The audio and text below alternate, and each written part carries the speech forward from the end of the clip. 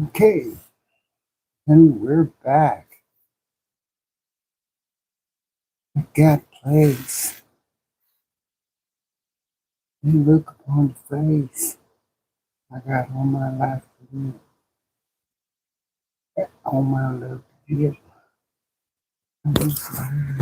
Hello, hello, sorry. I was running late. But I'm here now.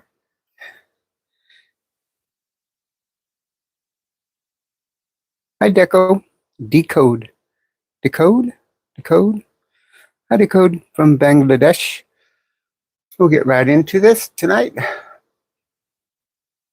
So I'm Brooke Rose. This is Brooke Rose Talks. Hello, Barbie. How's Barbie doing tonight? And I'm running late. Sorry about that, guys. But I want to get this one little piece out here really quick, and then we'll get it going here in a second. I'll be right with you, though. So good evening. Tonight isn't about left. It isn't about right. It isn't about culture war or slogans. It's about something much simpler. If you're between the ages of 25 and 50, a recurring theme from last week, I'm continuing with this age group because I think they're important. Between those ages, right now, working, raising kids, paying bills, trying to build a stable life. Does it feel like this country is arguing about everything except the things that actually affect you? Because here's what I've been noticing. The loudest fights are culture. Biggest headlines are emotional. But real pressure, it's economic. It's stability. It's trust. And yes, that includes transgender Americans too. Same economy, same inflation, same stress. So tonight we're going to strip away the noise, and we're going to look at those numbers. We're going to look at perception, and we're going to look at honest questions. Are we prioritizing the right things, or are we just reaching? Or are we just reacting to each other? Let's get into it, okay? Who do we got here? Is Debbie here? We got Aaron, Debbie, Barbie, Deco. God, what a wonderful crowd. What a wonderful crowd. It's so nice to see everybody. Yeah, we got some interesting topics to touch on tonight. Like I said, I'm kind of touching with that one age group. I want to stick with them for a little while and just kind of pick apart, what they're going through, things that they might find interesting, things that affect their lives. I'm not that far removed from that age group, 10 years. That's not far, a little bit. So, okay. So let's get to this. The 25 to 45-year-old voting bloc, right? Not emotionally, not ideology, structurally. Because this age group is the largest working age force in America. And yet it does not use its full political leverage. Let's walk through this carefully. Okay? The numbers, right? First, population, age 25 to 34, roughly 45 million Americans. Ages 35 through 44, roughly 41 million Americans combined. Approximately 86 million people. Compare that to America's over 65, roughly 58 to 60 million. So numerically, the 25 through 44 block is larger than the entire retirement age population. That's not opinion, that's arithmetic. Now let's talk turnout. Gosh dang. Sorry, I need more of this McDonald's coffee. Sorry, so let's talk turnout. In presidential elections, voters 65 and older turn out about 70%.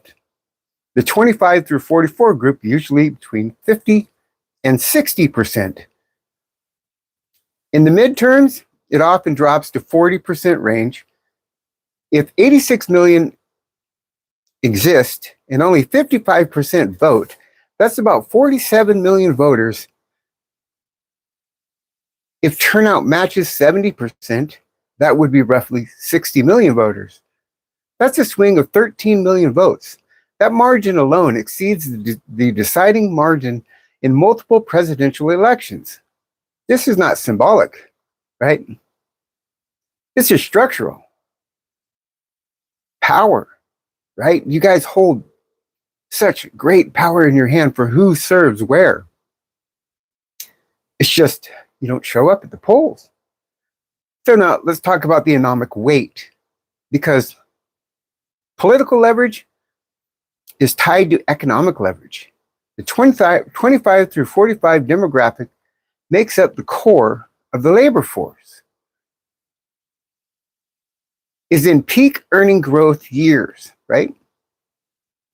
Pays payroll taxes at a maximum contribution level, drives consumer demand.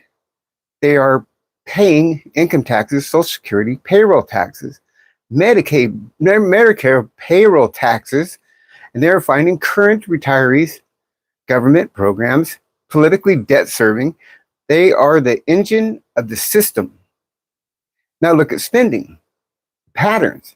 This is the age when people buy homes, take mortgages, buy vehicles, have children, pay childcare, pay insurance, upgrade technology. Consumer spending makes up roughly 70% of US GDP. This age bracket drives a massive portion of the spending, which means politically affecting, right? Interest rates, inflation, mortgages, cost, tax brackets, health insurance premiums, right? Directly reshaping their daily lives. They are the economically central. They are economically central. So, why does turnout lag? Turnout for elections, why does it lag? Why are they not turning out more numbers? Here's the harder part. Why does this group vote? And this group, when I say this group, we're talking about ages 25 to 45. Why does this group vote at the same rate as seniors?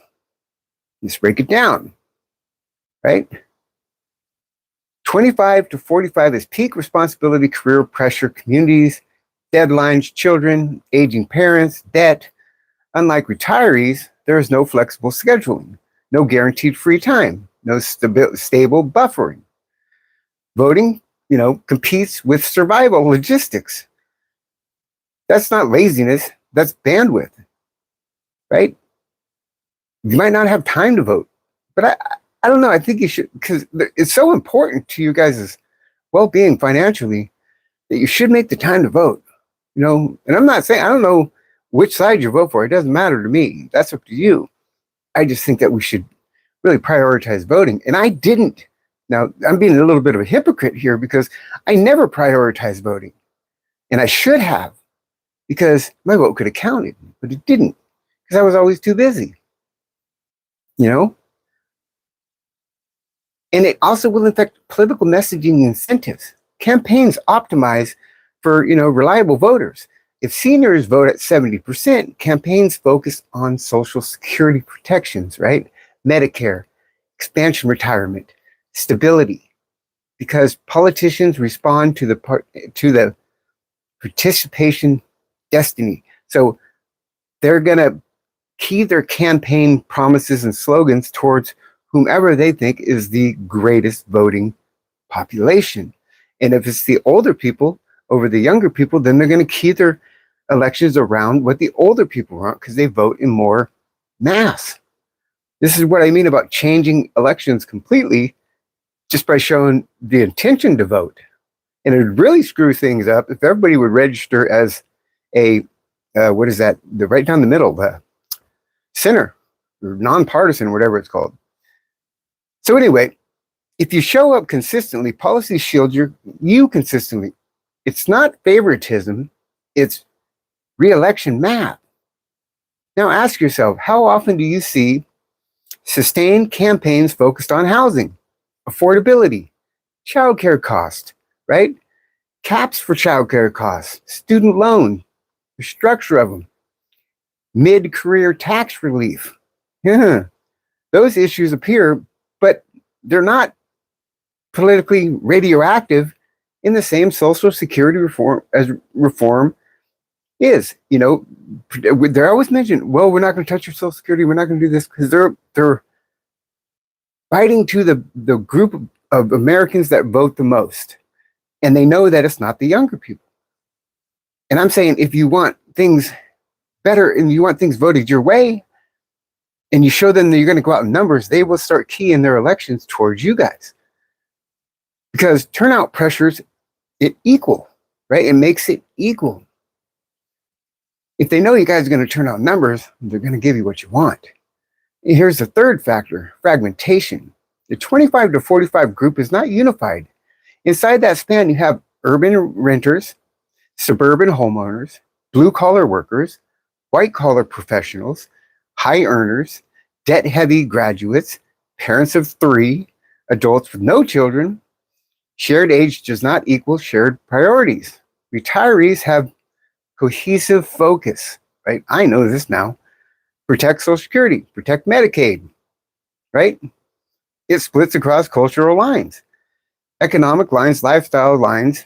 Division diffuses leverage. Without shared policy, anchored numerically, advantages does not translate into political force.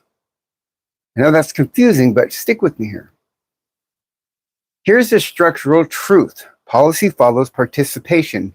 If Group A voters at 70% and Group B votes at 50%, Group A receives greater protections because ignoring them threatens re-elections. Ignoring low turnout groups carries less electoral risk.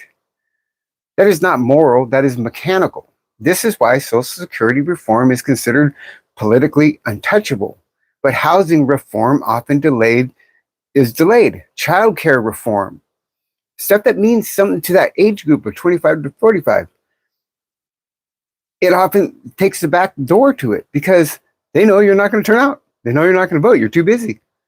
I'm not lecturing you on voting and stuff. I'm just trying to point out what you're missing out by not making the time to vote. And I say this because the midterm elections are coming up soon. How about student loan restructuring?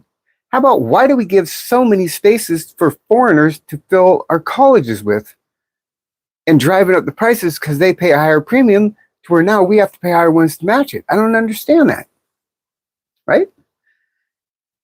If you turned out in groves, you could change that with your vote. Just saying. Okay, so here we go. How about leverage?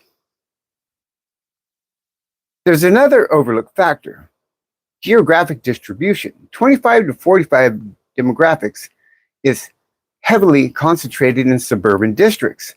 Swing counties, rapid growth metro regions, those areas determine House control, Senate control, state legislation, right?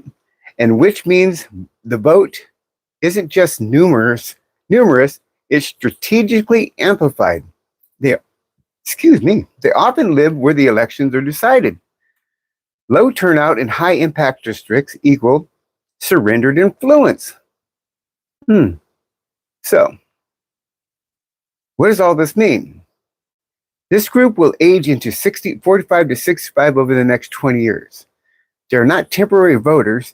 They are the next dominant middle-aged, middle class to engage, parents remaining low. To engagement, patterns remain low. Policy will continue sowing towards whoever votes reliably. But if this bloc normalizes high turnout, the incentive structure shifts permanently. Housing policies shift. Tax policies shift. Donald Trump did something this time that helps the middle class out by not taxing tips. I married a waitress. And we're not married anymore, but I'm sure that changed her life. Not having to worry about paying the taxes on tips was huge.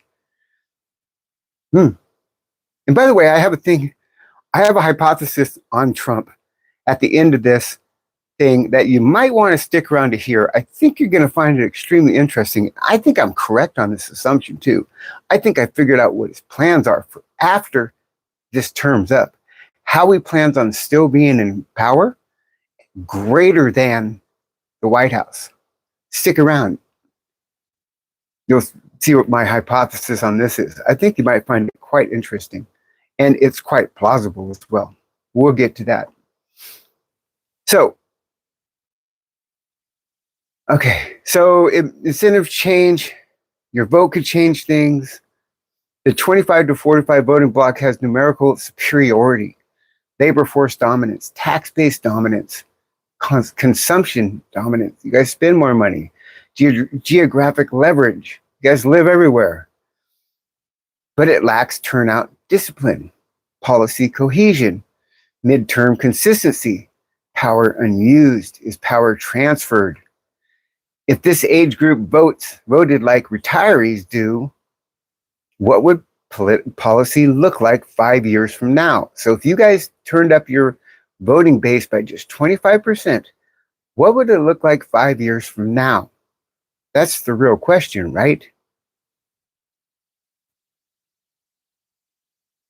And I don't have an answer because I don't know. But I think it would be more geared towards you guys, don't you? So let's shift gears here a little bit, okay? Because last week we covered something. We covered misinformation problems. How certain shows, including a segment people circulated from PBD podcast, right, using a per capita framing to make a tiny group look like a national threat. Tonight I'm going to do the opposite. No per capita games, no narrative math, just actual counts from the most credible federal reporting have on this specific phenomenon. You don't know what I'm talking about? Stick with me, you will. And I need to define the lanes first, okay? Because mass shootings can mean different things depending on who is counting. If the FBI publishes annual reports on active shooters incidents, that's not every shooting. It's a defined category, an individual activity engaged in unliving or attempting to take the life of people in populated areas. That data set is I'm using for this segment. I'm going to use that data set for this segment because it's consistent, documented, and not built for clicks. It's the true facts.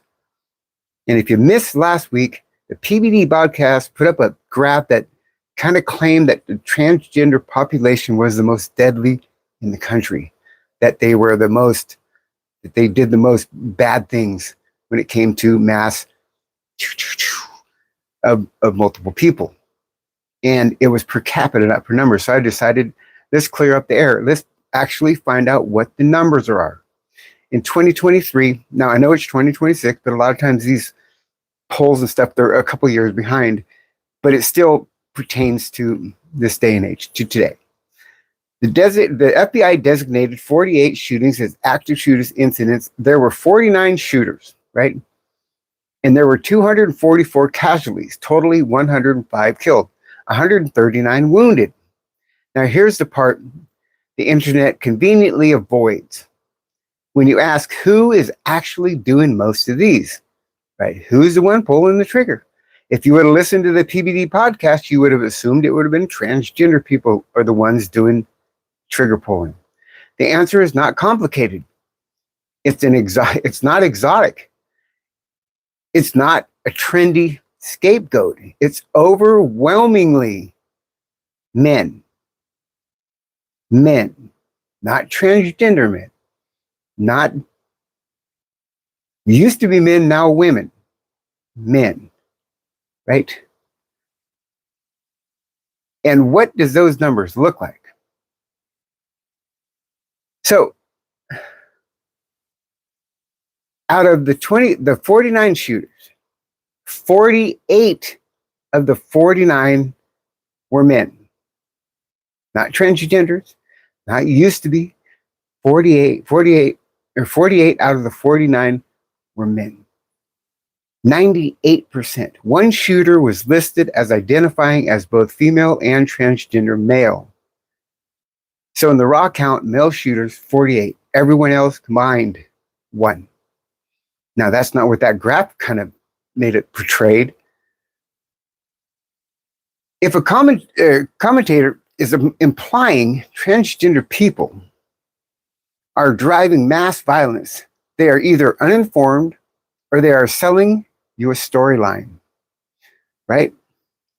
So where are these attacks happening? In 2023, the FBI listed 5 locations the most incidents occurred, right? In open spaces. Open spaces, 28 incidences.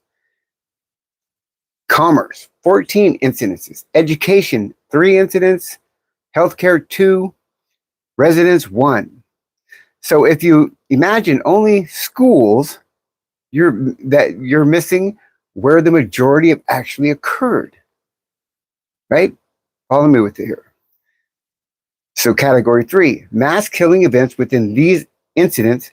Not every active shooter incident meets the federal mass killing threshold. I think it's 4 or more. In 2023, 15 incidents met the federal definition for a mass killing incident.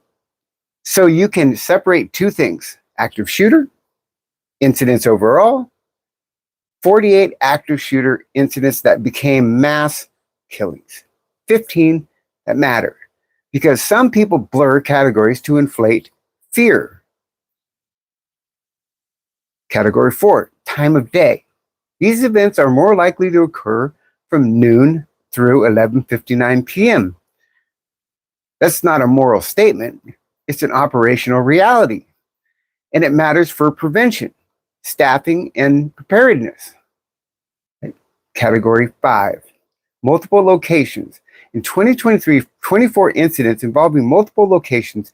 That's half, meaning significant share or mobile events, not combined to one room, one building, or one entrance. The change response planning. That can help you how you plan stuff.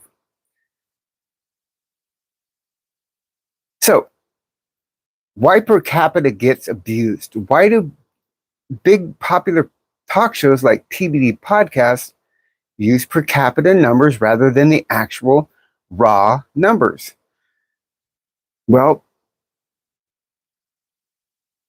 now let's expose the manipulation that they use. When someone wants to fear a small group, they love per capita framing, because if a group is tiny, even a handful of cases can look huge statistically, but that doesn't mean the group is driving the national total.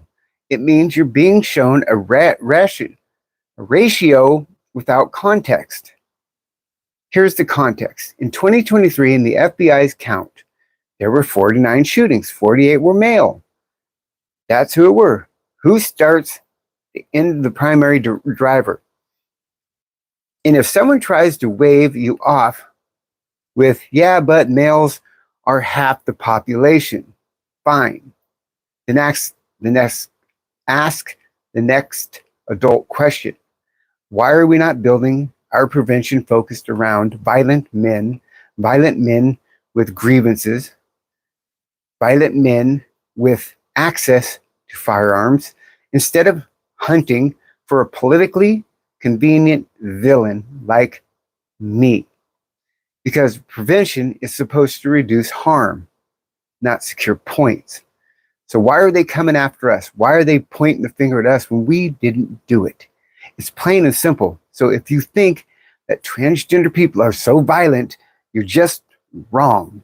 And you've been misinformed and you've been misled. And I think it's very irresponsible of the PBD podcast to do that, especially with the reach that they have amongst subscribers. So here's the honest scoreboard. The dominant who? In actuality, numbers is overwhelmingly male shooters. The dominant is dominant. The dominant wears open spaces and commercial. The dominant reality is not every incident is a mass shooting, but some become one. And those are catastrophic ones. And the per capita narrative trick that they use, it's often used to turn, rare cases into cultural boogeymen. If we want fewer bodies on the floor, we have to stop chasing storylines and start dealing with the measurable drivers, right? So let's talk about prevention, what it looks like. when to stop lying to yourself about the data. That's what we need to do next. So let's talk about something else. Perception, media, responsibility, stuff like that. Because this, not from outrage, not perception. Among Americans 25 to 45, the same group we've been talking about, how transgender people are actually viewed. How do this age group see the transgender people in our country? I often wonder that, so I did some research on it because I wanted to know, how does that group see us? Because they are the most predominant group in our country. How do they truly see transgender people? Where do those views come from? And if they misaligned, how do we correct them? Because if we don't understand perception, we can't change it. So, what does perception actually look like? Let's be honest about the landscape. Most adults, 25 to 45, fall into 4 broad lanes. Lane number 1, neutral but distant. They don't personally know a transgender person. Their exposure is secondhand. Clips, headlines, commentary. They're not hostile. They're unfamiliar. Their understanding is thin. Not malice, just limited. Lane 2, supportive but confused. They believe an adult autonomy has to, believe adults should live freely. They are not personally threatened, but they feel change happening fast. Language shift, policies divide, right? Terminology evolves. They have questions, but they don't always feel safe asking them. Confusion, left, unanswered, right? That can harden into skepticism. Lane 3, concerned, especially parents. This group overlaps heavily with parents. Their lens is not ideology, it's risk. They ask, is this fair in women's sports? How are medical divisions handled for minors? What exactly is being taught in our schools? Are institutions moving too quickly, whether statistically grounded or not? The emotional driver to protection, parents default to caution. Caution can look like opposition, even when it isn't rooted in hatred, right? And finally, lane 4, actively opposed. This group frames transgender identity as ideological. They believe it is socially engineered. They engage heavily in online. They amplify, they debate, they clip and repost. But here's the key. They are loud. They are not necessarily the majority, right? Volume does not equal dominance. So where's these perceptions coming from? So let's examine it, because perception is rarely self-generated. It's curated. The average 25 to 45-year-old does not read medical journals. They do not study, longitudinal research. Anyway, they do not analyze policy beliefs. They consume podcast clips, cable news segments, social media highlights, short-form conservative algorithm feeds, right? The conflict, the noise, that's where they get most of their information. And they get it from what goes viral, right? Conflict edge cases, extreme examples, school board fights, athletic disputes, crime headlines where identity is emphasized, rare events repeated often, beginning to feel common. That's availability bias. Reputation overrides. If someone sees 10 viral clips about one controversial case, that can overwrite thousands of ordinary lives lived quietly. Calm does not trend. Conflict does. When a large platform frames a rare example of a pattern, the audience internalizes scales, right? Not because they hate, because they assume frequencies. That's not perception shift. it's not quiet either. That's how it does. When you hear your main podcast, if they have one person on it out of all of them that constantly is bringing up negative transgender stuff, you're going to assume that what they're saying is true. Therefore, you're automatically going to have this negative impact toward transgender, even though they might be talking about one person out of an entire community. This is how information hardens attitudes. When influential voices suggest transgender people are, disproportionately violent or, destabilizing or manipulating systems, that reframes a category from majority group to risk vulnerable. Once a group becomes a perceived risk, right? Neutral adults become cautious. Adults cautious, adults distant. They withdraw. They vote defensively. That's not rage. That's perceived self-protection. And if your misinformation goes unanswered, it becomes default understanding. Damage compounds throughout repetition, not volume, repetition. So, why this show right here? Why do we exist? Because this is why I started the show, not to scream, not to demand validation, to correct, to clarify the separate data from distortion.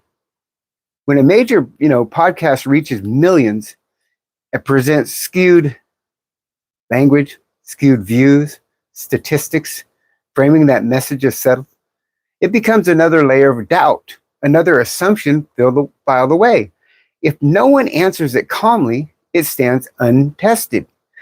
So this show exists for one purpose: reality over, in rhetoric, data over distortion, calm over panic, because perception left unchecked becomes policy. And gosh, we've seen this so much. That's why I started this channel. So how do we shift perception? How do we make people see what transgender people truly are about?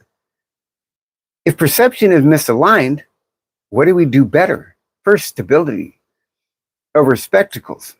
Most adults in this age bracket respect normalcy, right? Routine competence, consistency. When transgender adults are seen as working, parenting, paying taxes, building careers, contributing quietly, the risk narrative weakens, right?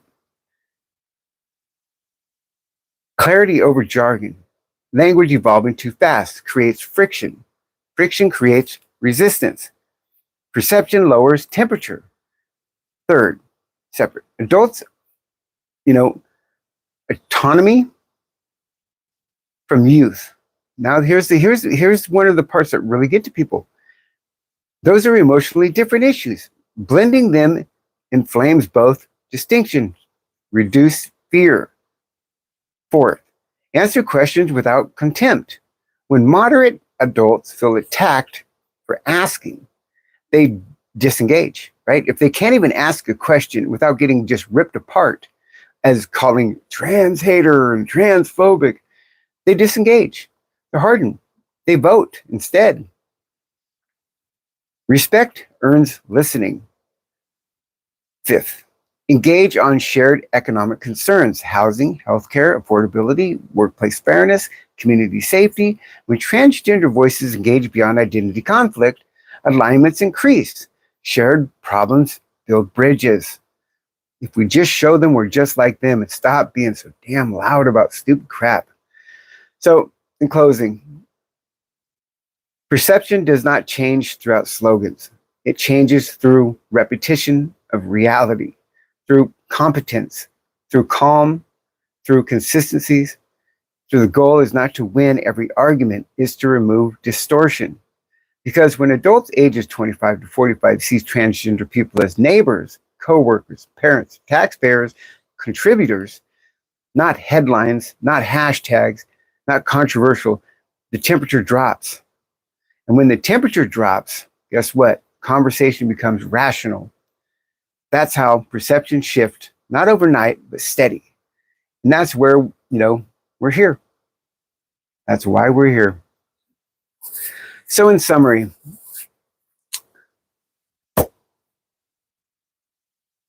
what's the media's responsibility about all this, right? What is their role in this stuff? It's not outrage, it's perception. Among Americans, once again, the age 25 to 45, how transgender people actually viewed through the media. It depends on which channel you watch, right? Which one do you watch? If you watch Fox News, it's a constant, we are just the biggest threat in the world to them. They're constantly bringing it up. And they don't want it to die because that was part of the reason that they got the president they wanted in office. Is through that. I heard Chris back there. It was through that narrative that they push constantly. It drives me crazy because I like a lot of these shows, but I can't stand it because every time I listen to them, it seems like they have to bring up transgender, right? And it's like, wow, that has nothing to do with it. God, can you just drop it? But they can't. You know, since when does somebody walking into a locker room causing a scene is world news? It's, I don't know, maybe it's just me. Maybe I'm just tired of it, but whatever. So here's my final thoughts, right? Not emotionally, logically. If nothing changes, what does this country look like 5 years from now? 10? If turnout among 2025 remains inconsistent, if misinformation contributed to travel faster than corrections, if perception continues to be shaped by algorithm instead of evidence, then what? What happens then? Then we got a really screwed up country. This demographic to under-purchase, but policies will continue to prioritize those who don't. That's not bias. That's incentive math. Politicians respond to turnout destiny. You know, I guess the meaning of this is to try to have you guys realize how powerful you are. And I want things to change for you. I want you guys to have a better America growing up than you have right now. That's why I bring this up. That's why I've been talking to the 25 to 45-year-olds so adamantly over the last few programs here, because I want you guys to vote for what's going to make you guys more profitable, more prosperous, more successful. Because, yeah, I want to get to something here, though. I want to get to two things. I want to make a closing statement, and then I want to get to what I think is going on with Trump. And I want to see if anybody else agrees with me. Now, this is just a hypothesis. I have no proof of it, but I want to get to it. Just give me a minute. I want to get to that thing. Thought about this today. And, yeah. So before we turn this over to the chat, tonight was a lot of information, a lot of structure, a lot of reality. And I appreciate everyone, who stayed within, because it matters. Nobody here is being judged, not from how you think, not where you stand, not what your opinions are. The whole point, Americans was never meant to be one idea. It was meant to be many ideas competing, challenging, refining each other until we land somewhere that works for the most people. Somewhere neutral enough to benefit everybody. Somewhere stable enough to hold together. But somewhere along the way, we forgot that. We stopped refining ideas and started attacking people. Someone once told me something very simple, and I remember it to this day. Said, if you don't like the way you feel, change the way you act. That applies to individuals, and it applies to country. I'm not saying you're wrong. I'm not saying you failed. I'm not saying it's all your fault. I'm saying if we don't like where we are, we have to adjust behavior, not just complain about outcomes. If you don't like the direction, we change participation. If we don't like perception, we change presentation. If we don't like division, we change how we engage. That starts with us, not Washington, us. And yes, that especially applies to my community, the transgender community. If we don't like how we're being perceived, if we don't like how we're being treated, then we have to be honest about how we're presenting ourselves. Bring things back to reality. Stick to common sense. Be clear. Be consistent. Stop expecting people to accept things that haven't been explained well. Stop confusing, persuasion with pressure. Respect earns respect. Stability builds trust, and trust changes perception. So I've said enough about that tonight. I want to hear your thoughts. I really do. And your questions. Now will read as many as I can, but before I start that, I want to do a short little thing on what I think, like I've been saying, about our beloved Mr. Trump. So let's get right to that. Okay, this is a hypothesis. It has to be, makes it clear that that this is just a hypothesis out of my brain. I got no facts, no nothing. This is what I think is going to happen. And I'm not saying this is proven. I'm not saying I have documents. I'm saying that this is what I see happening. And I'm saying it now. I believe Trump's long-term plans is not just about presidency. I believe it's about staying in power after the presidency is over. Not American power, world-level influence. Here's why. He had a speech. It was about gathering world leaders, not just meeting with them, gathering them under one banner, the International Organization of Peace. You may have heard of it. Call it whatever you want. Board, collation, some form, whatever. But he's been talking about this a lot, and he refers to it as the most powerful board, the most important coalition in the world. And he's trying to invite all the world leaders, including China and Russia. So it doesn't matter what matters the structure. If you build a table and you get all the world leaders to sit at it, and you're at the head of that table, which Donald Trump is the head of this organization, that power is not legal power, central power. There's a difference. The presidency is limited, 4 years, 8 years, but international organizations, that can last decades. If that organization becomes a central piece or place where peace negotiations happen, where funding flows, where reconstruction is coordinated, where major conflicts are discussed, then whoever chairs it, whoever's the head of it, becomes the hub. And the hub is the most important position in the system. You don't have to rule out countries. You don't have to rule countries. You just have to be the one everyone has to go through. That influence, that's leverage, that's power. Now think about this. You don't replace the United Nations by attacking it directly. You replace it by building something parallel. You make it attractive. You make it active. You make it functional. You make leaders join it. You make it look effective. And over time, if more leaders show up, there's everywhere else, that becomes a main table. And if you're at the head of that table, right, you're no longer just president of one country. You're the central figure in global coordination. That doesn't mean you have constitutional authority over the world. It means you are coordinating authority. And in someone's mind, that might be even bigger. I believe, this scales. National leadership is limited. Global centrality is scalable. If he builds an organization that most world leaders belong to, he leads it, and it grows and it becomes indispensable. He doesn't need the Oval Office.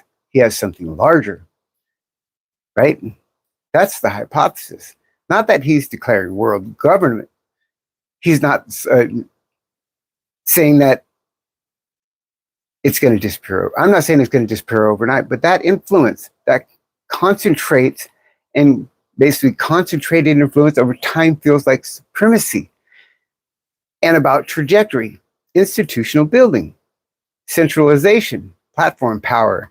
If this organization expands, if major power stays engaged, if funding moves through it, the global conflicts run through it, then its leader becomes the most important node in the international policies. And that, in perception terms, the president of the world. And that's what I think he wants to be, president of the world. He knows he can't run for office in the United States. Even if he comes up with some neat little trick, he knows he'll lose because Americans are not going to vote him in for a third term. So he had to figure out a way to stay in power. Not only stay in power, but succeed the power of the president. And I think that this is his plan. He makes this organization, and he's already doing it. It's happening right now. Countries are donating big bucks to it. I can't remember how many he has. He has a shitload of countries already have signed up for it. And of course, he's the cheerleader. He's the head of this club, this organization. But I think he's making a mistake. I think the only reason people respect him as much as they do right now is because he has the backing of the United States military. So they're going to do whatever he wants. Once he loses that right, he's no longer the commander-in-chief, he might not get as much respect. But I think that this is his plan. And you heard it here first. Mark my words. I think that's what he plans on doing. I think you're going to hear more and more about this organization and how he plans on using it to remain powerful in the world. Because he doesn't want to give up the power. He loves it. It's too addictive to him. That's my thoughts. What are your thoughts? I know I was long-winded tonight and a little bit confusing, but I'd love to hear how you think about this, and we'll get to the chat. You guys can tell me what you think.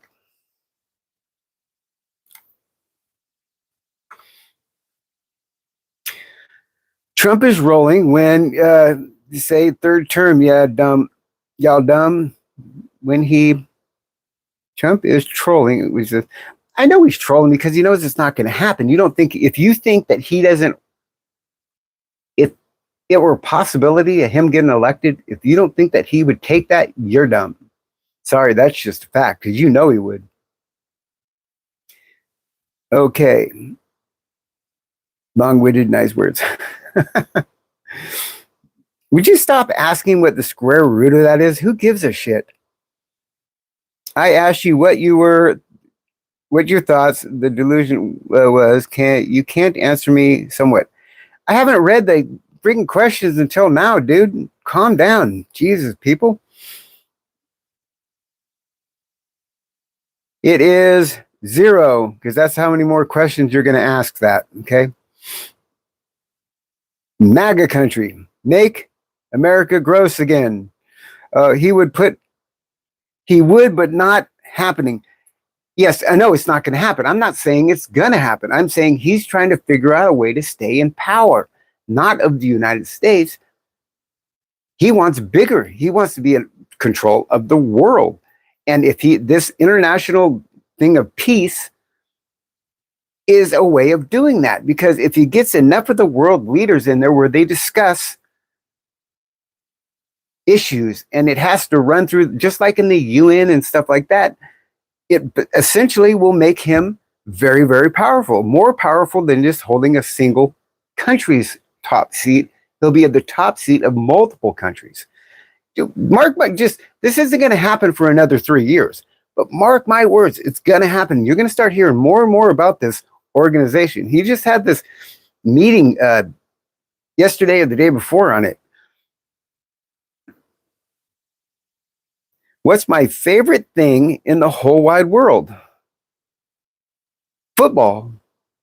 Kids. Chinese food. I have a lot of them. You got me, Brick? I don't know what that means. Why are you wearing a suit? A suit? A suit of what? What do you mean a suit? He won't, his kids will. Oh, I think definitely you got 2 of his kids that are going to run for office. One, is it Trump Jr.? No. Eric Trump. I think he's going to run for office. I don't think he'll win. But Barron Trump, the youngest one, watch out for that sly little booger. Little, I say little, he's like 6'8". I love you, Brooke. I need you in my love. Thank you. I appreciate that. Okay, what do we got here? Thank God for Trump. Yeah, Trump's doing pretty good in some areas. I think he's losing his mind a little bit. I voted for Trump. Even though I knew he was going to come against my people, I still voted for him because it's what we needed. Okay. If a black man wasn't happy with the skin he was born in, would you find it healthy to encourage him to hate his skin color and change himself similar to transgender attempt? You mean like Michael Jackson? That was a joke, people. It's not as simple as that. It's not as simple as being unhappy with how you're born in. Look at you are assuming that to be transgender is all a choice, that we choose to not be happy with how we are. That's not that simple. When developing in the womb, that part of your brain which determines who you perceive yourself as, which is the hypothalamus, if it gets a mixed signal of hormones, literally your brain can actually grow and believe that it is the opposite of what the body is. That's not an assumption. That's not, you develop this through your surroundings. That's how you were born. That's where that misalignment comes. And you can't preach it out of you. You can't talk it out of you. Your brain literally was born thinking it was the opposite sex of the body. So if there was something that made black people be born believing that they were white people, then that would be a completely different issue. But you're saying that if somebody feels like they're not this, if you feel like you're in the wrong, it's not about feeling like, it's about knowing. Okay. Keep telling yourself that. I don't have to keep telling myself that. It's science, guys. There's science behind what I'm saying. Do the homework. Before you come on, or any other place with transgender people that are talking, before you come on and start spewing stuff that you really don't know about, read about it first. Just read about it and then come in with an educated opinion about it and say, I don't believe the science behind it. It's Dr. Schwab. He works out of the Netherlands. Read his book. Read his research. This is not me making it up. Read my hypothesis. Go to Medium, look up Brooke Rose, and read the neurological intersexuality hypothesis that I wrote. That's all based in science. It's all about the studies and where it all comes from, how it all starts. Once you do that, then you can have a legitimate argument. Too many people that think that this is just a choice. It's beyond that. This is the people you want to keep your kids away from. Why? I have 3 grandkids and 2 daughters. There's no reason. I mean, I wouldn't, and I do not persuade anybody to go through this lifestyle, because you can't convince it, just like you cannot talk somebody into being gay or trans or anything else. And you can't talk a gay person into being straight. It's how they're born. You can't talk a transgender person into being non-trans, because that's how we were born. You're just being ignorant. Sorry.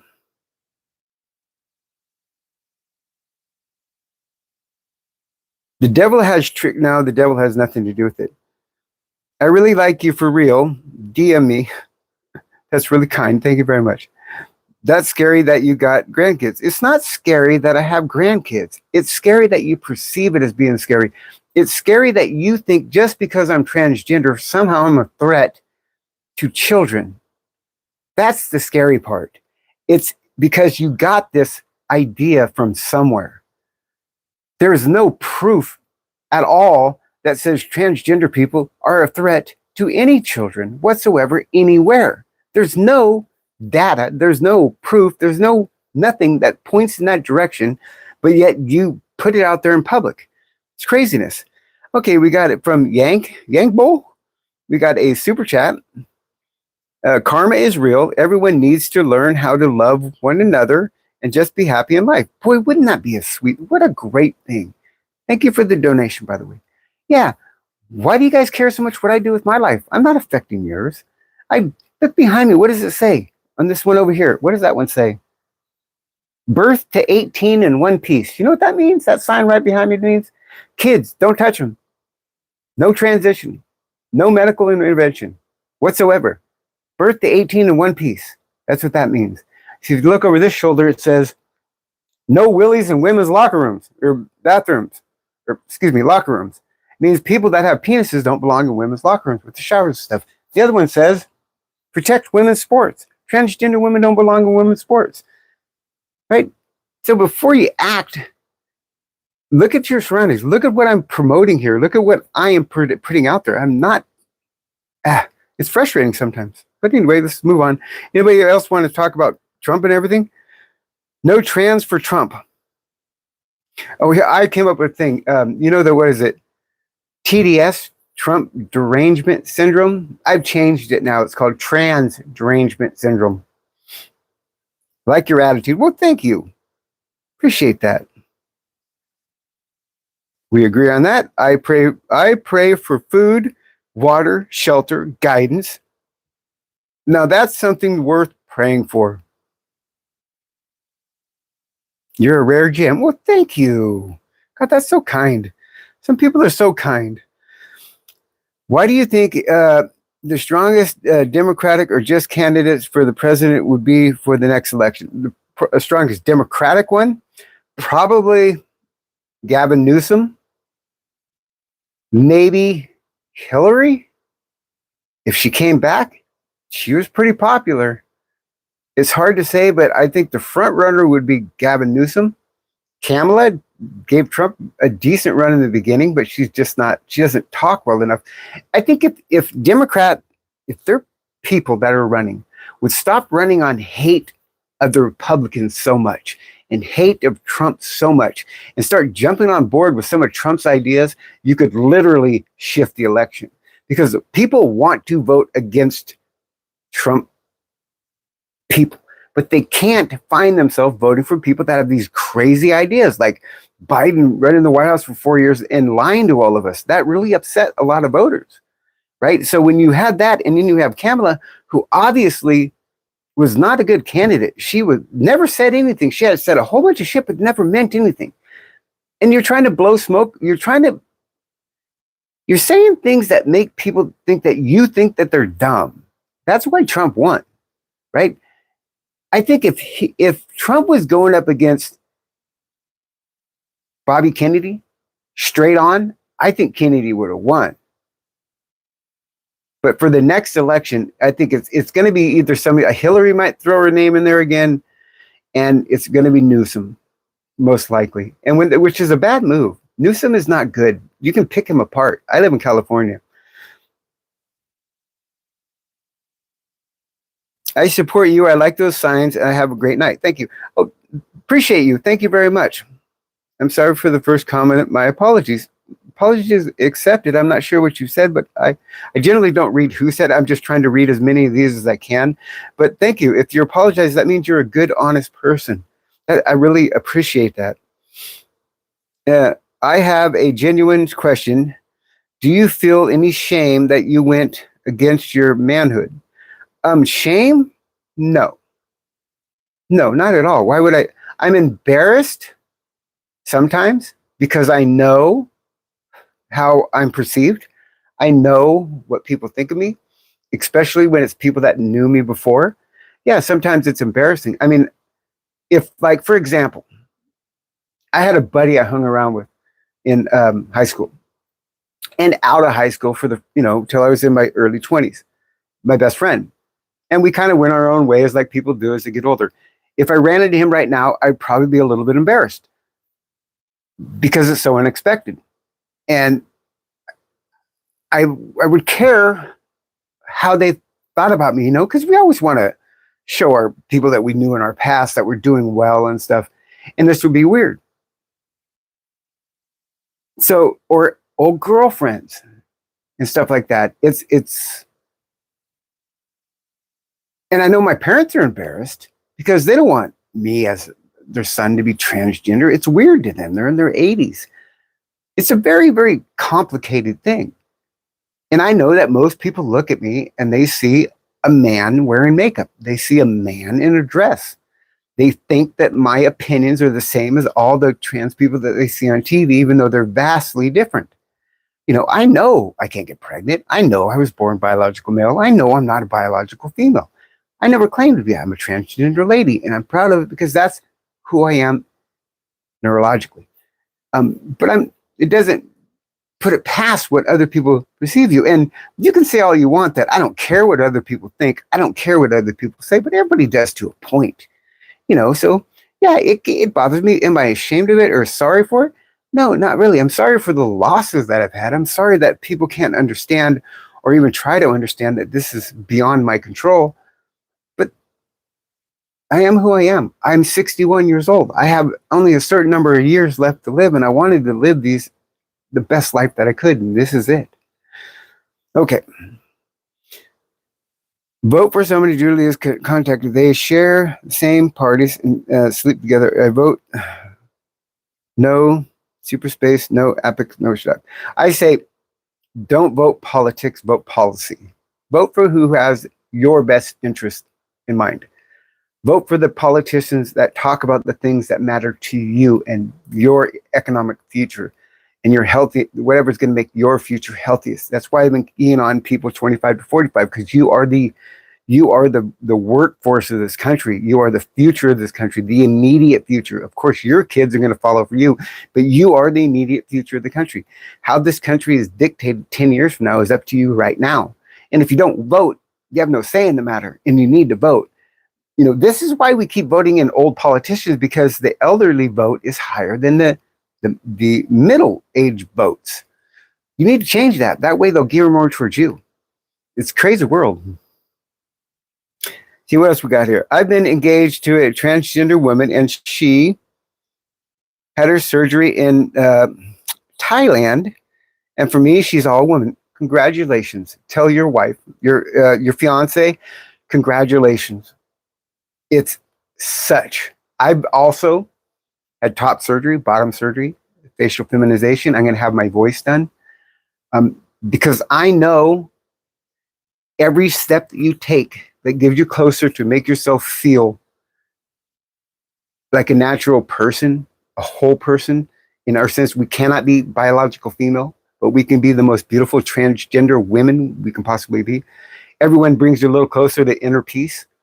And to have somebody like you look at her as a whole woman, I'm sure she's a very lucky transgender person, and you're a very lucky person to have her. And tell her congratulations. I know it's very, very arduous and long journey, but wow, congratulations, you guys. Hope you have a blessed marriage.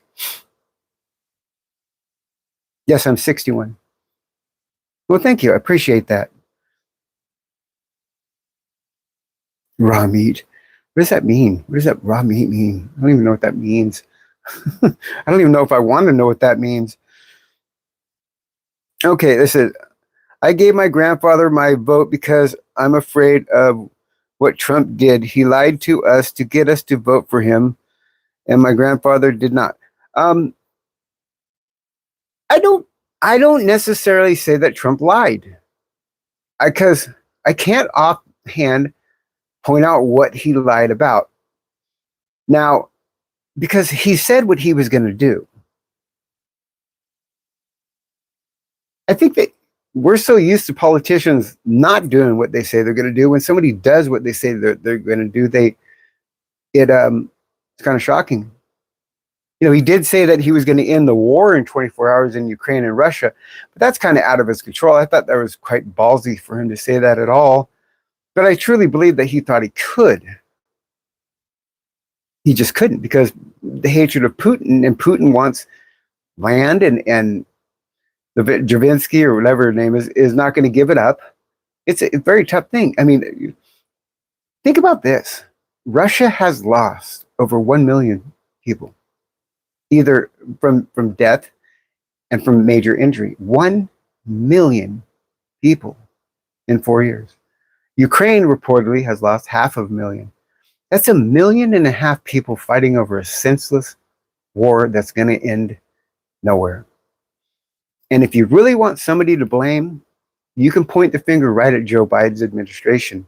Because at the beginning of the war, two sides were already at the negotiating table. They were going to sign a treaty and end the war. Biden stepped in, guaranteed Ukraine that he would do whatever it took to make sure that they could finish and end that war, and to not take that deal. Biden's administration stepped in to do that. He promised that the Americans would see him through. And so Ukraine left the bargain or the table, negotiating table, and walked away from that treaties. Had Biden not done that, this war would have lasted a couple months rather than 4 years. And you can say I'm full of shit. You can say I hate Biden or whatever. It's not that. I'm just talking truth. And that's fact. So that was a big, costly one. It's also the United States that talked Ukraine into getting rid of their nuclear weapons. Ukraine didn't want to get rid of their nuclear weapons way back when because it was the only guarantee that they wouldn't be invaded by Russia. And we told them that if they gave up their nuclear weapons, we would support them 100% if Russia ever invaded. We kind of didn't do that. That's just facts, people. Did God tell you to not judge? Stop judging. She knows she's probably talking to death about nobody telling you how to act. Nobody out there is telling you what to. I don't think you're talking to me. I think you're talking to somebody else. Yeah, God said, please, thou shalt not judge. Let thee be judged thyself. Thee without sin cast the first stone. Because most people, a lot of people don't even read the Bible. They just make these little quotes. Do you know when Jesus said, ye without sin cast the first stone? And when he was talking about judging, he was talking about that when they took his buddy, because he hung around with this lady named Mary. Now, he had not Virgin Mary. He had a pal named Mary. And that lady was a prostitute. So one of his best friends was a prostitute, a hooker, a whore. Well, they took that person and they put her in the middle of the square and they were going to stone her to death. Back in the day, they would throw rocks until she died. That's when Jesus says, to not judge, let thee be judged thyself, and ye without sin cast the first stone. Any of you without sin throw the first rock at Mary. And technically, nobody could really throw a rock because we've all sinned. It's just the Bible's taken out of context so much, it's rather annoying.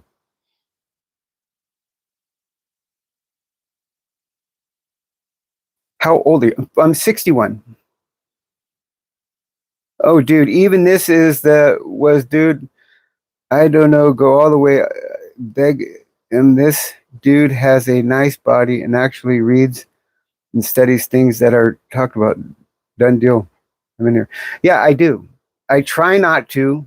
I'm not perfect. I have made mistakes, but I try not to talk about anything on this show that I haven't done some reading on. And I try to get myself educated on subjects as I possibly can, because I don't want to have to retract. But I've had to do it before. There's one thing where I said I was wrong. That was the label of the show. I was wrong because I was wrong about the number of athletes. I quoted that there was only 15 transgender athletes in the country, which was true, but that was only true for college athletes.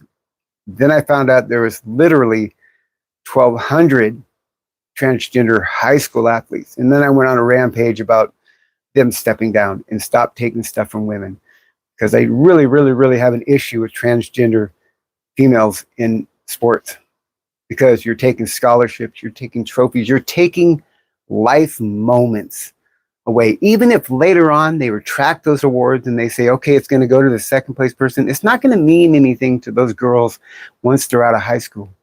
But when you're in high school and you get to stand up on that podium and you get to take that first place award, that is like a life-changing thing. And if you take that from somebody and you replace it with a biological male, you do something there. Not only do you steal that little bit of highlight from their youth, you cause somebody to dislike that, not just that person, but what that person stands for forever. And that can breed and that can fester, especially when they're right. When that girl was right to not want to have to compete against a biological male. And another thing is, people say, oh, well, when they're on hormones, they get equal and they're not as strong as before. Okay, even if that were the case, you're still stronger. But let's just say that's 100% accurate. Let's just say hypothetically, if you're on hormones, you're equal now to the female athletes. So here's the problem with that. In the same breath, you ask them, well, how many kids are using, medically transitioning? Where one side wants to say there's tens of thousands of them, and the other side generally the transgender side or whatever say, no, not that many kids are actually transitioning medically. Well, there's an actual percentage of what that is, and it is very, very low. But what that means, it works against the left-wing perception because they're saying it's very, very low. Okay, you're right. So there are very few kids that are medically transitioning. That means out of that 1,200, only 1% are medically transitioning, which I disagree with. But that means 99% of them are going through male puberty completely competing against women. So they're identifying as trans, but they're still going through male puberty, which is giving them that extra strength, that extra speed, that extra lung capacity, the thicker skin. So it's even more unfair than you think. And since that's the science of it, we need to stop doing that. Pull them out. Be that transgender athlete that steps down on your own and says, I can't. I have an advantage. It's not fair. That's what we need. That's what this community needs to gain some faith back into the country to where they stop thinking that we're trying to take things from women all the time. It never makes you a better transgender woman to take something from a biological woman, because guess what, guys? You're never going to be a biological woman. Never. No matter how hard you try, no matter what you wish, you're never going to happen. And if you think you are, you're just lying to yourself. And you're making it harder on you for your future and for the rest of us. We are not biological things. If one more time I see an interview where somebody asks, can transgender women get pregnant? And the fuckers don't just say no, gonna piss me off. Because no, we can't get pregnant. This is just fact. Why are we hiding behind this bullshit narrative? Tell it like it is. Doesn't mean we're less of people because we're transgender women. We're just not biological women. We are who we are. We need to accept the beauty within ourselves and stop trying to take something away from biological females. My God, it's not necessary. Anyway, okay, let's keep going. Much respect for you for me. It's just, to me, it's common sense, but I appreciate you saying that. I'm a biological female, and can female carry my, can firemen carry my 6'2" muscular partner? I'm less worried about me, their extra strength, and more concerned about their height advantage. Yeah, it's much more than that. It goes so much deeper than just they're taller. They have bigger lungs, right? They have more sugar process, so they can get a bigger rush during a race. You know, you get hyped up towards the end. You can get that glucose. Gosh, I'm blacking out here. There's so many other things than just pure size or pure muscles that do it. Like let's say you're in boxing, like the Olympics, you know, when they have those transgender boxers, the thin is actually thicker. The bone density is more. The face structure of the bone is harder to cut. It's harder to hurt. It's harder to break. So it is so much more ways that it's not fair. It's just, even if it was just 1% difference, 1% is still an advantage. And you can't have that. You have to have an even playing field going in. And it's not because transgender women are working harder or working longer or practicing more that makes them better. No, it's biological. Therefore, you instantly have an advantage. And it's not fair. As a transgender woman, I have no, what do you call that? Pride when I hear of a transgender athlete winning anything. Because to me, it's just like you took it from a woman. I do not give you no praise at all because I think you're cheating. And worst of all, I think that you know you're cheating and you still do it just for the simple fact of winning. And I think that's cheap. All you're going to do is make women not want to play sports. And that's shame for all of us. My opinion.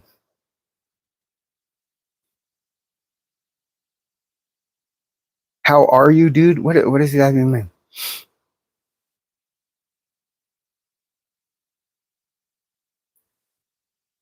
Yes, I didn't say it. Look, I said a transgender woman. There is a difference. What is so hard for some people to accept the fact that there's a difference between a transgender woman and a biological woman? It's like you want to point that out all the time, but when you hear somebody like me say, you don't accept it. I don't get that. Yes, I am a transgender woman. It's exactly what I am, 100%. I have no male parts left on me. They're gone. I don't have balls. I don't have a penis. I have a vagina. It's not made by God. It's made by a very talented doctor. But I know it's not a natural vagina. I know it doesn't look like a natural vagina, but it looks pretty close. Looks pretty good. My breast. I have breast jobs. So do millions and millions and millions of women. I don't have anything on me that's still man. But that doesn't change the fact that I know I'm biologically male. However, I am a transgender woman. Not a biological woman, a transgender woman. There's a difference. I get that. Why can't you? Okay, I like what you're doing here. I usually don't agree with transgender views, but I like your views and opinions. Thank you. I appreciate that because it's just, it shouldn't be it should be the norm, not the exception. Or it should be it should be the rule, not the exception. And I believe it really is. But I believe that the majority of transgender people out there are afraid to say these points because they're afraid they'll be canceled. They're afraid that they'll be kicked out of the LGBTQ club. I don't care, right? If that's what it is, if that's what they stand for, I don't want to be a part of that group anyway. I have some other issues with how they handle themselves during parades and stuff. And I really have an issue with the fact that transgender month, we're supposed to have a transgender month when my mother has one day, my dad has a one day, our birthdays are one day. Why would transgender people need a month? I can understand celebrating transgender once a year, one day a year, just like we do Mother's Day, Father's Day, Easter, Christmas, Turkey Day. Why do we need a month? That's greed. And you expect the rest of the country to just surround you with all this praise for 30 days. It's ridiculous. That's just ridiculous to expect that from the country. It's not going to happen. You're overstepping your boundaries. Chill. One day, transgender day. Proud to be a transgender person. Yay, today and tomorrow it's over. It's like everything else. You're asking the country to just give too much. It doesn't make sense.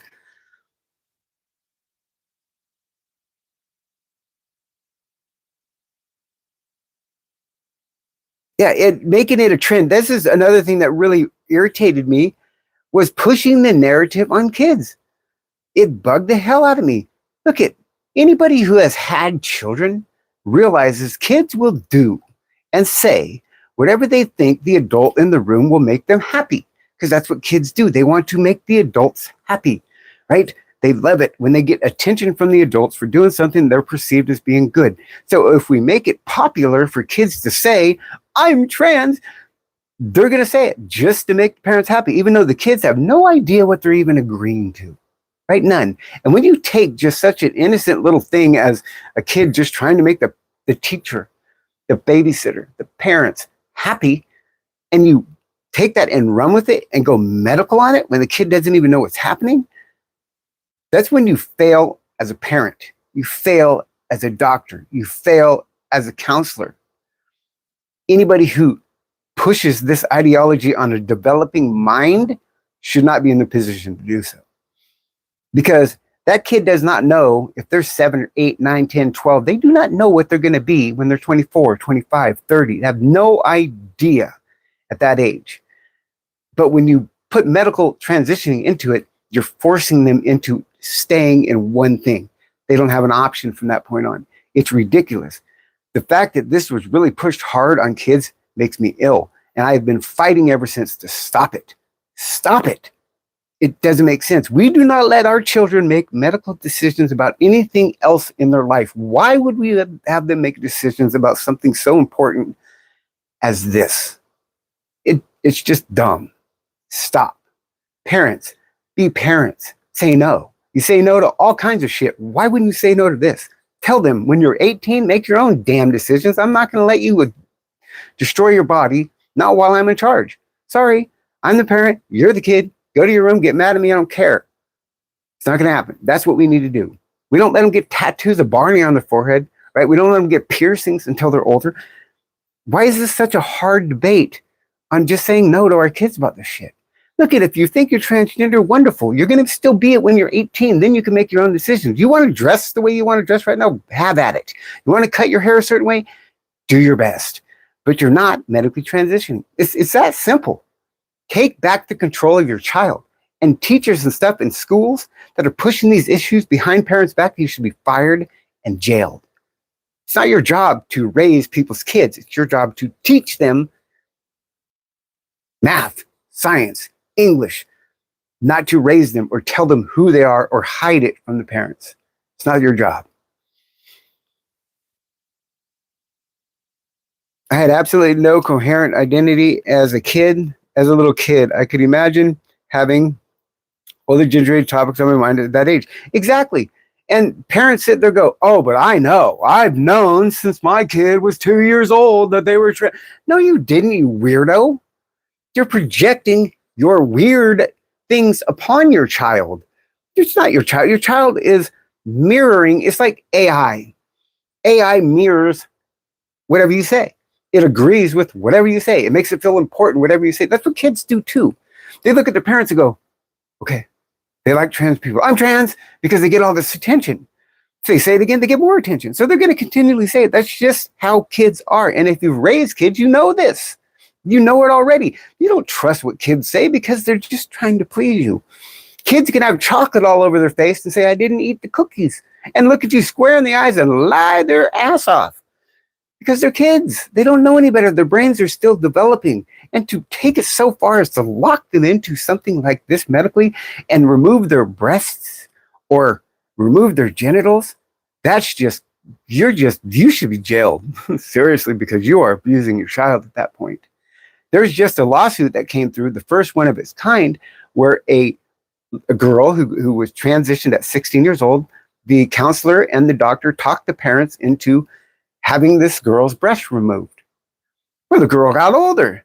She passed 18. Stephanie realized, I didn't want this. I didn't want to be disfigured.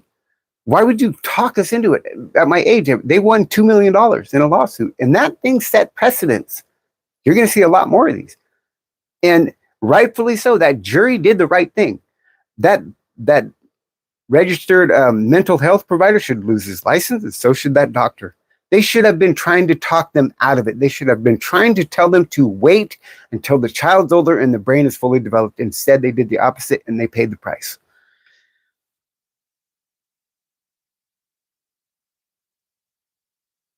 You should be the trans movement. There would be less pushback. You see, the thing is, I know it sounds to me like, to a lot of people, that like, oh my God, finally a lot of trans people think the same thing as I do. They're just afraid to say it. They really are afraid to get canceled. And I say, from what?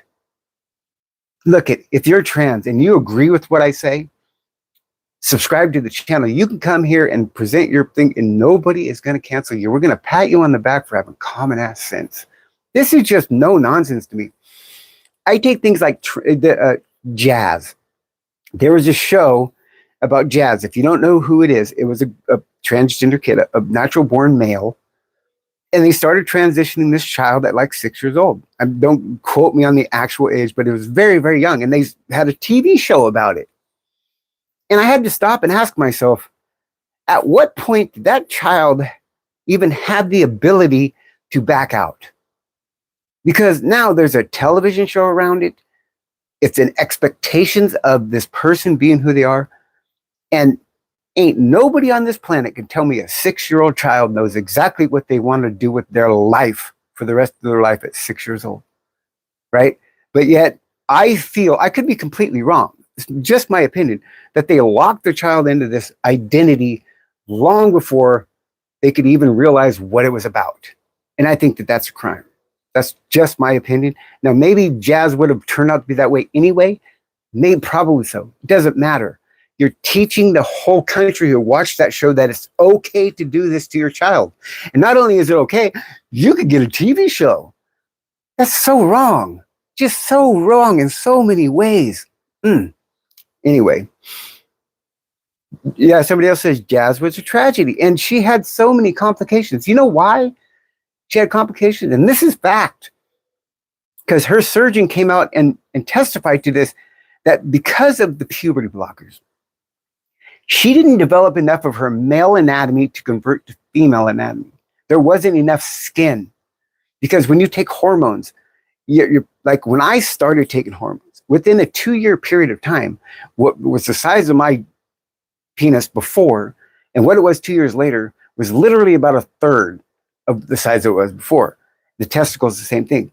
So if you don't start out with enough skin down there and you go to transition, there's literally not enough skin to make your female parts with, which was the problem with Jazz. And they also killed the nerve to where she has no feeling down there now. Totally just blotched this whole thing. And it wasn't really the surgeon's fault. There was just not enough to work with. It's because of what they did to this. I don't know. I should shut up there. I'm not going to judge the parents of her or her herself. I mean, I wish her the best. I think she's a beautiful individual. I just don't think she was given the opportunity to back out if she wanted to. That's all. That's just my opinion. I have no facts behind it. It's just me from the outside viewing this and going, wow, that's really not fair to not let this kid have an out. And maybe she did. Maybe they did have behind the scenes where they're saying, hey, if you don't want to do this, you don't. I don't know. But what the perception, what it was, and it normalized transition kids, and that bothered me. Really bothered me that it normalized letting kids make adult decisions. It takes time for yourself to have a comparative to asking, what would we wanted to be when we grow up? Yeah, exactly. And how many kids know? If you had asked me when I was in junior high, I want to be a Hollywood stuntman. That's what I used to say. Because I want to be a stuntman. Because why? Because a movie came out about Hollywood stuntmen. That's why. That's why I wanted to be. Had I seen movies about transgender? And at that time, I didn't know I was transgender then. I knew when I was 6 years old, I used to pray to God to fix my body because I just knew inherently it was wrong. I had the wrong bottom part. But throughout my life, I didn't know what that meant other than the fact I just thought I was weird. And some of you are going to go, you are weird. That's not it. I knew I was different. I just didn't know what it meant until much later in life. Actually, when I was 56 years old is when I seriously started looking into it because these feelings were coming out of me where I would dress up for Halloween. I would always want to be a female something, a female animal, a female this. And it made me feel so comfortable. I knew there was something about it. And then Bruce Jenner came out as trans. I really looked into her story. Then I looked into the science behind it all. And it turned out that I realized what was going on with me my whole life is I was trans. And I was like, fuck, it is not what I wanted. But I knew it was what would make my life more full. It would make me want to live it more. And it did. So it was undeniable what the issue was, but I fought it for a very long time. Anyway, I think I got off track there.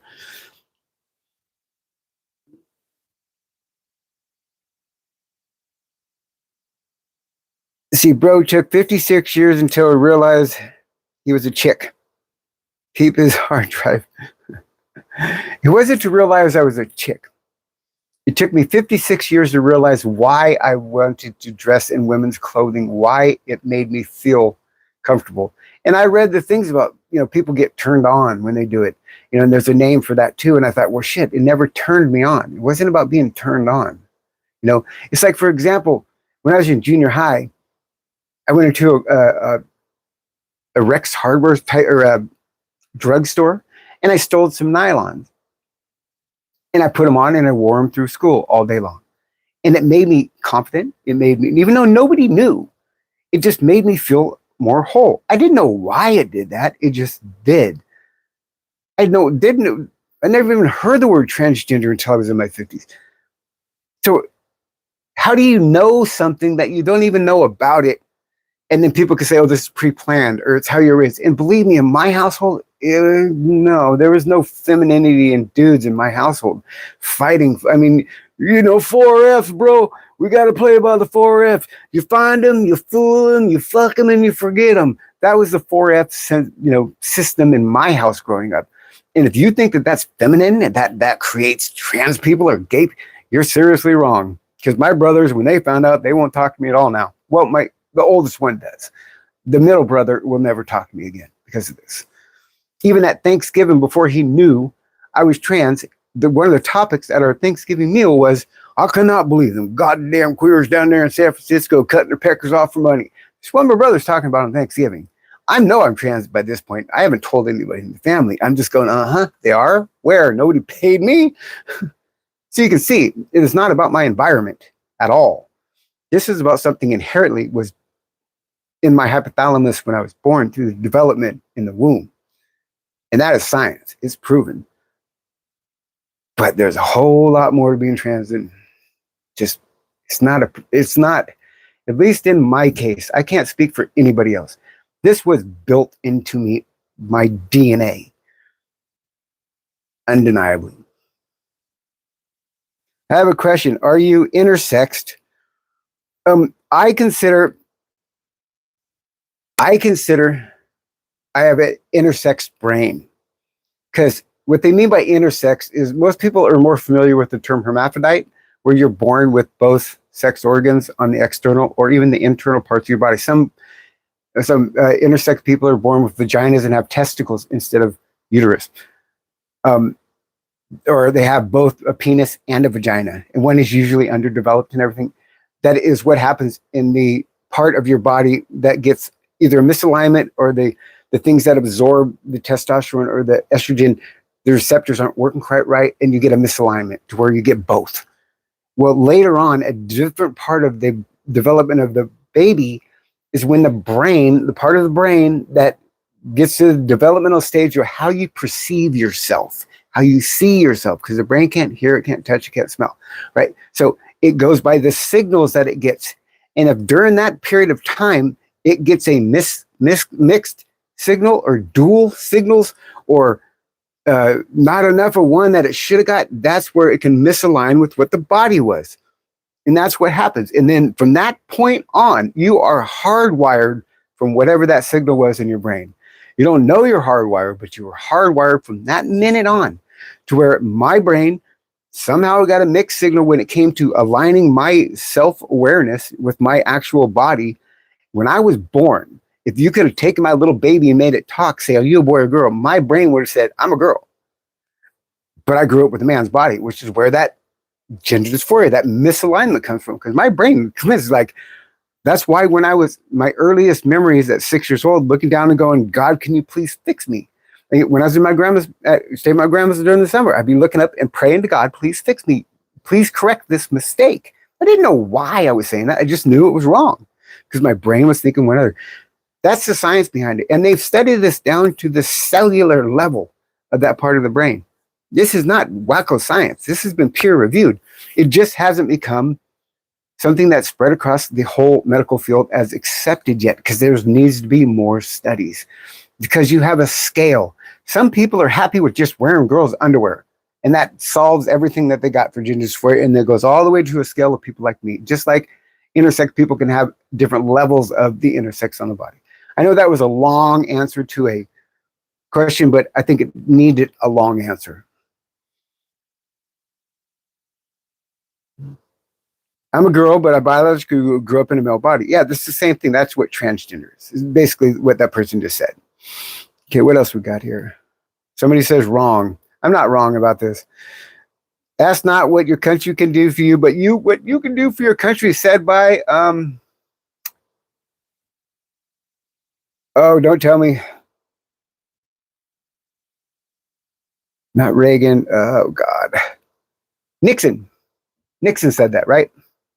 Here's Nixon. Ask not what your country you can do for your country. Ask not what your country can do for you, but what you can do for your country. Yes. So I stole candy when I was in middle school. That didn't make me dress like a effing Hershey Kiss. What does that have anything to do with anything? Just because I said I stole nylon, it wasn't about, oh my God. That is seriously showing either one, your lack of cognitive function, where you just can't think things all the way through, or your ignorance in the subject, or you're just being a dick. One of the three. I mean, you tell me which it is, because that statement there is just ridiculous. Just like people say, well, I identify as a vacuum cleaner. Call me Hoover. To think that argument even holds water is just dumb. It's just dumb. It doesn't. Because you're talking about a medical condition here compared to just a moronic statement. That's all.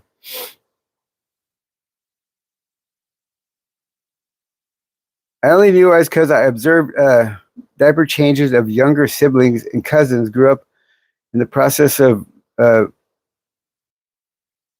learning a child care. I don't understand that. I must have misread that or something. Trump 2026.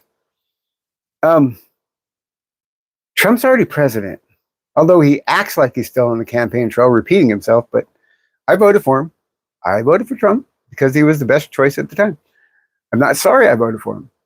I don't like the way he treats, me and my people, but doesn't mean he wasn't best for our country. I put country over self. Scroll up. Says Volsini. I see that makes sense. I see how that could work. Says ba ha ha ha ha ha ha ha. You are lucky. I have a question. Are you okay? I read that one. Yeah, okay. Got my way. Something got my way. I don't know how long we've been going here, but it feels like it's coming close to the end. So if I'll take a few more questions. If you have some serious questions, please ask it, and I will absolutely read your question. If they're just gross questions, fine. I mean, and on this channel, I have been blatantly honest with people when they ask questions. Like, I have described what it means, because people would come on here, they used to say, oh, it's an open wound. When they say it's not a vagina, it's an open wound and stuff, or they just turn the inside out. It's not that simple. There is a process what they do when they change your anatomy down there from penis to vagina. It's quite amazing how they do it. It's amazing. It's incredible, actually. And the results that they get, I don't know about anywhere else. I went to UCSF in San Francisco. It's a teaching hospital. The surgeons there are amongst the top in the world in all of their fields. So I was blessed enough to have top surgeons do all my surgeries and stuff. And the result was crazy. And I'll tell you a little something here. I have never felt more stress in my entire 60 years. At the time, it was 56 years. Than I felt the final 48 hours before my surgery, my bottom surgery. Because I wanted to be sure I wasn't making a mistake. I've made plenty of mistakes in my life. And I was arguing back and forth with my own self, going, my God, if this is a mistake, I am making the biggest mistake of my life. And you can't go back. That's it. That's all. It's done. It's over with. I knew in my heart of hearts, it's like, this is the right decision, but you're cutting your penis off. This is no joke, right? And when I got to the hospital that morning, and I didn't sleep, I was freaking out. I didn't sleep for 2 days before. I'm laying there in the thing, and I'm at all the way up to this point, I'm going, should I just get up and run? But I knew if I did, I would be devastated for not doing what I knew I needed to do. But I still had questions in my mind. I still had doubts. And as I'm laying there, the anesthesiologist comes up to me and goes, can I give you a little something to take the edge off? Because he must have seen that I was just like probably bug-eyed and stuff. But I said, please, that would be great. And he gave me something. That's the last I remember. I woke up 10 hours, 12 hours later, or whatever it was, long surgery. And it was done. And I was like, wow. It's done. Holy shit. Holy shit. Holy shit. And I started laying there and thinking and stuff. And I still had questions until the surgeon came in, took the dressing off or whatever, and showed me. And I cried. And my doctor cried. My partner cried. And the nurses cried. Because I realized at that minute, back when I was 6 years old, when I was praying to God to fix me, that my prayer was finally answered. And I knew from that point on, I did the exact thing I was supposed to do. But that's how stressful and how serious I took this part of the surgery. But in the end, I knew it was right for me. But if I can question it, then everybody else who's having this done, especially if you're doing it to a child, you can't do that. Can't do that to them. I'm lucky. I had the opportunity to make this all right in my head. But if you think that I just lightly went in there and said, hey, whack it off and make me a vajayjay, you're seriously mistaken and you don't know me very well. Because I knew this was going to affect my children. This was going to affect my parents. This was going to affect my job, the way people perceive me. From that point on, I'd be looked at as a weirdo, as a not a real woman, as a, freak, a transgender, as somebody who's watch out for your kids, all the nasty things that said to me in these chats. I knew the world was going to look at me that way. But I did it anyway because it was what needed to be done for me to live the rest of my years as happy and as full as I could. And I haven't looked back since. And I'm not going to, and I do not regret what I did. I regret things that I've lost because of it. I hope that makes sense.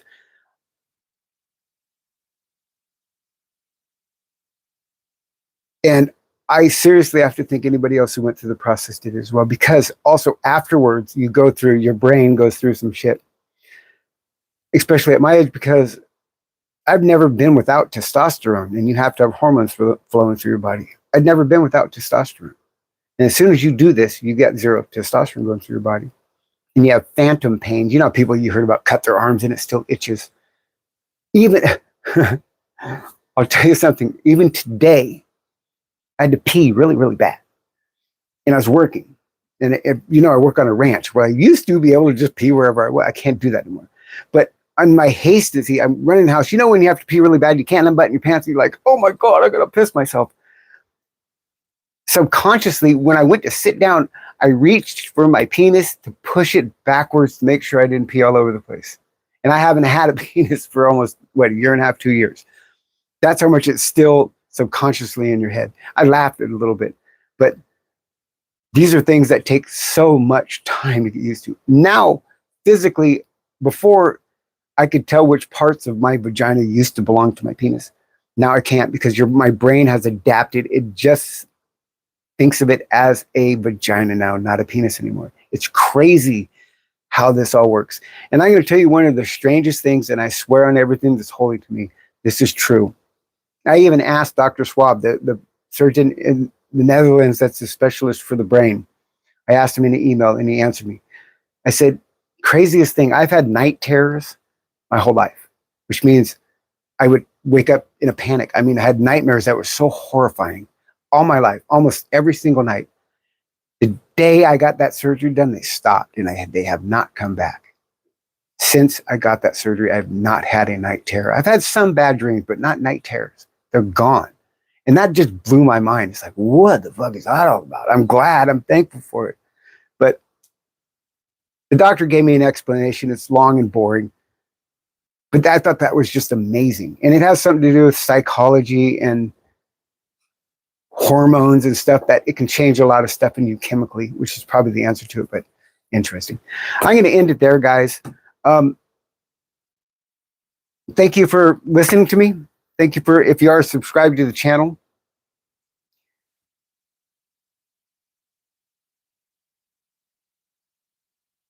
And thanks for trying to understand, at least listening to what I have to say. It really means a lot to me when people will take the time to actually think about it and listen to me through, because I'm not a normal trans person. I know that, but I am just a normal person, right? And I just want to bring back sanity to this people like me. I want to bring back and show the world that we're not that much different to you. We worry about the same shit that you do. And eventually I'm hoping that you'll accept us the same way you've accepted gay people in the world as just another variance of human beings. And that's all we are. And in the process, maybe we all learn something. So thanks again. My name is Brooke Rose. If you want to read my hypothesis about where and why people are transgender, go to the website called Medium. Look up Brooke Lee Rose. It's pinned to the top, Neurological Intersexuality Hypothesis. I wrote it myself. Maybe it'll help you answer some questions. Thanks. I'm trans too, but I don't got to get highlights. I don't know what that means, but we'll pick that up next time. Subscribe to the channel. Come back in a couple days, and we'll talk about that. Somebody says, thank you for your show. I hope you have soul and enjoy. Stop hating. Hit the invincibles, and they stop hating. Some people are never going to stop hating, and some people are. I'll tell you one more story. I'll tell you two real quick stories. One of the first times I went on live, I had two stories come back to me that really touched me. One was a father. And this father said, I used to not care about trans people until my daughter brought home a trans friend. And I guess it was a trans girl saying that they're a boy. So then I was like, whatever. It said that trans kid, the minute they walked in the door, started demanding stuff. I'm going to this and this, and you got to call me this, you got to do that, this, that. He says, by the end of the time, I kicked that little trans kid out of my house and started hating trans people with a passion. He says, when I ran across your live, I sat here and I was waiting for you to say something badass, stupid, and make a fool out of yourself. He goes, but you never did. He says, I listened to your whole show, and I want to say something. Thank you for bringing me back to where I just don't care about trans anymore. He says, I don't hate you guys anymore. He says, I understand it now. He goes, thank you. I appreciate that. And I went, wow, it can make a difference. And the second one was a kid, 21 years old, says, you know what? He says, before seeing your show and watching you and listening to what you had to say, I admit I used to be one of those people that bashed trans people. Not only online, I would do it publicly. He said, I would actually basically mock them, make fun of them, openly insult them in public. He says, after listening to your show, I promise you this, I will never do that to another trans person again as long as I live. He said, thank you for opening my eyes to what it really means to be trans. And I'm not making this shit up. Those are true stories. And after every live, I get one or two of those things that really hit home with somebody. That's why I do this. So anyway, those two stories are completely true. 100%. Thank you, guys. We'll see you next time. Bye.